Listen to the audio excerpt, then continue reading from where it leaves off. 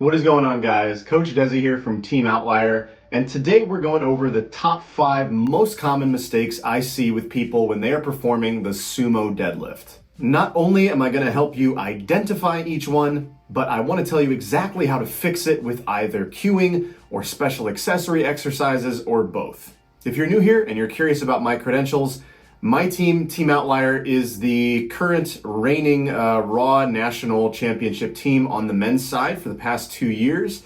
And I've also worked with over 20 600-pound deadlifters in both stances, actually, including myself, as well as 4 700-pound deadlifters as far as my last count goes. So I hope you find something in this video that helps you out, but if you're having a specific issue that I don't cover here, be sure to leave it for me in the comments and I'll get back to you and see if I can help if I can. And if you find this video useful, be sure to like and subscribe to the channel so you don't miss more stuff like this. Getting right into it with issue number 1. This is probably the most common deadlifting mistake I see, and that is going to be yanking the bar. This is not unique to the sumo deadlift. People do this in conventional as well, but I tend to find that you can get away with it more in a conventional deadlift than you can in the sumo, because the margin for positional error seems to be smaller in sumo than for conventional. Now, not only are you lacking tension, but you're also opening yourself up for positional errors as well. Not good. A good sumo deadlift is about building or ramping tension, even if it's done quickly when you're really proficient at it. If you're dealing with this, my first line of defense for you is going to be cueing you to think of your wedging into the bar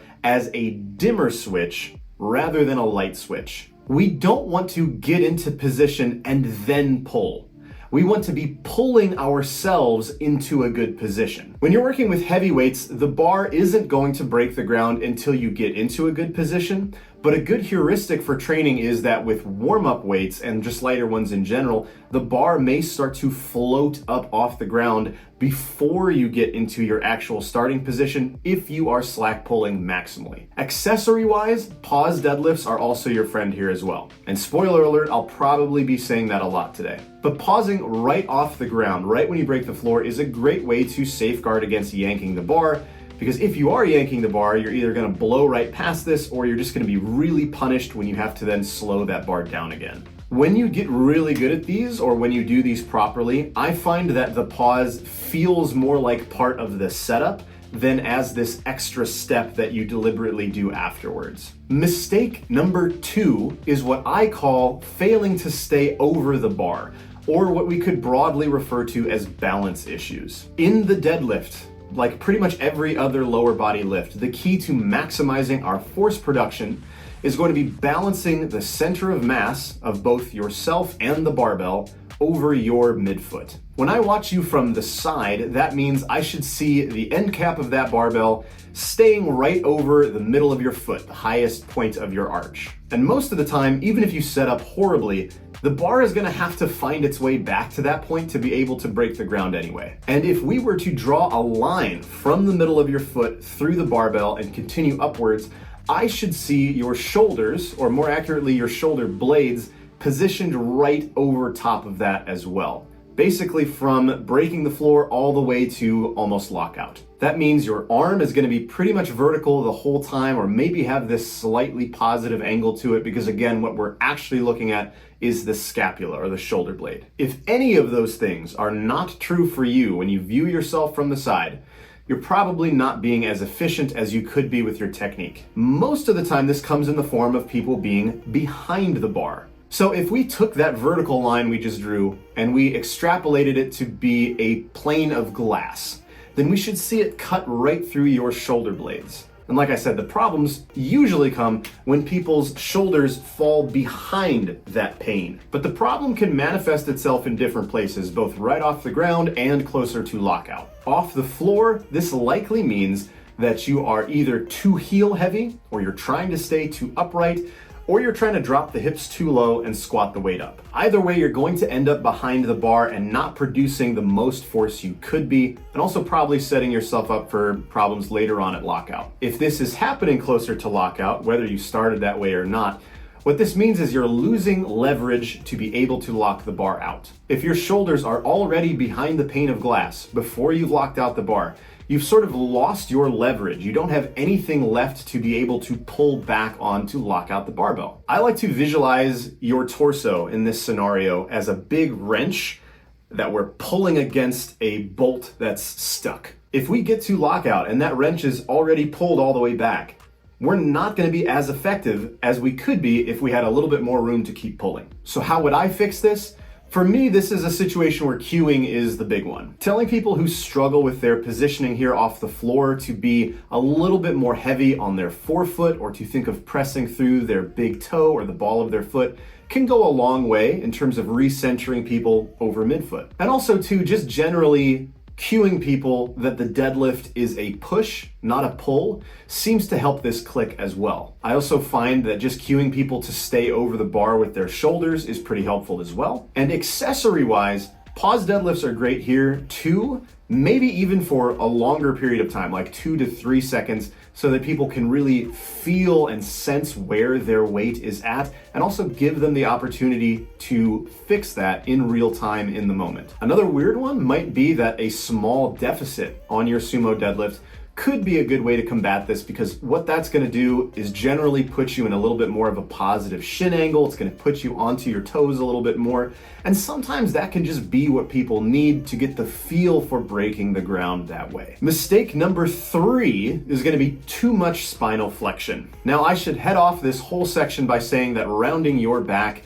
isn't inherently dangerous or injurious. What matters a lot more in that conversation is, are you practiced and prepared for that position, as well as just the load management of your program in general. But all injury discussion aside, being really rounded in your back can be detrimental to you building the best deadlift you could as well. Funnily enough, this is also one of those situations where I think people can get away with a lot more rounding in a conventional deadlift than with the sumo. So here's the deal. The end goal of the deadlift is to be standing upright at full extension of the knees, the hips, and the spine. The deadlift itself at all times is trying to pull you into flexion of all of those things. Any amount of flexion that you start with or get pulled into is something you will have to overcome in order to complete the rep. From there, people are going to organize into different strategies that they use to accomplish this task. Some people are going to keep their back very flat the whole time so that they have very little flexion to overcome at lockout. And other people are going to be okay with a little bit of rounding here and there, knowing that they're going to have to overcome that later. So this becomes a balancing act. Generally speaking, the more rounded you are, especially in the upper back, the easier it's going to be for you to break the ground, because in a sense, your arms are artificially longer and you can get into a somewhat more optimal starting position, at least in terms of like your hip height and the joint angles of your knees and hips. So you can get a lot of speed off the ground. Whereas if you maintain a straighter back, it's generally harder to break the ground for that same line of reasoning. Whereas when you reach lockout, the person with the more extended spine has a lot less work to do and generally is going to be stronger at lockout than someone who started with a bunch of flexion and now still has to overcome a lot of that. That's why there's a sweet spot for most people depending on the strategy you go with. Just enough flexion to give you that awesome starting position, but not so much that it limits you at lockout. I should also differentiate between this point between rounding of the thoracic spine and the lumbar spine. T-spine rounding is most of what gives you that arm length in the start position. And lumbar spine rounding is most of what limits you at lockout, but both contribute to a degree. Being very rounded at the low back can be very hard to overcome at lockout, but also being rounded through the T-spine and the shoulders, it can limit you to some degree as well. Layering this on top of our injury discussion, we generally want to limit excessive rounding at the lumbar spine. A little bit is totally okay.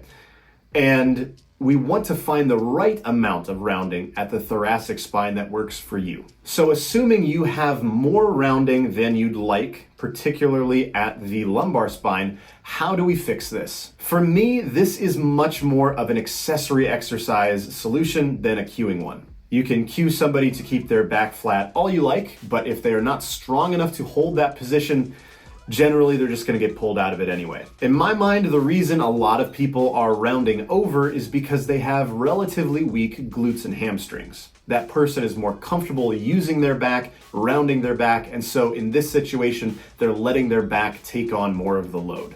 Therefore, by bringing up the strength of the glutes and the hamstrings, we can hopefully help overcome that. Going hand in hand with that, oftentimes people simply just don't know how to hinge very well to access those glutes and hamstrings. And for both of those reasons, I like hinge-shaped accessories. RDLs and stiff leg deadlifts are absolutely king here, but the implementation can vary. Dumbbells and barbells are great, but so are Smith machines, belt squats, and unilateral versions. I also find that programming these in a much more exaggerated extension often helps even people out when it comes to the main lift. So if someone is on one end of the spectrum very far, they're super rounded, spending time at the other end of the spectrum where they're super extended, maybe more than we would want them to be, just helps them access more of the middle ground when they go back to their sumo deadlift, which is usually what we're looking for. Problem number 4 is timing issues. When we take our stance out wide, like we do with a sumo deadlift, the timing of your knees locking out versus your hips starts to become an issue sometimes. For a conventional deadlifter, or if you're more of a narrow stance sumo puller, this might not ever be an issue for you because naturally the lockout of the knees and hips is going to be more simultaneous a lot of the time. And that may remain true for you as a wider stance person as well, but more often here is where we start to see the issues pop up. And with the wider sumo stance, generally we like to see the knees lock before the hips, even if it's pretty subtle. If you lock out your hips first, it can be exceedingly hard to lock out your knees at all afterwards. This also goes back to our discussion of being over versus being behind the bar. Locking the knees first can ensure that we stay over the bar so that the hips have the leverage they need to be able to lock us out. Locking the hips first can sacrifice that leverage and leave you stranded behind the bar with knees that are still soft. So how do we fix this? This one is more of a cueing one for me. Saying flex the quads right as the bar passes your knees, or simply just lock those knees quickly or lock the knees first,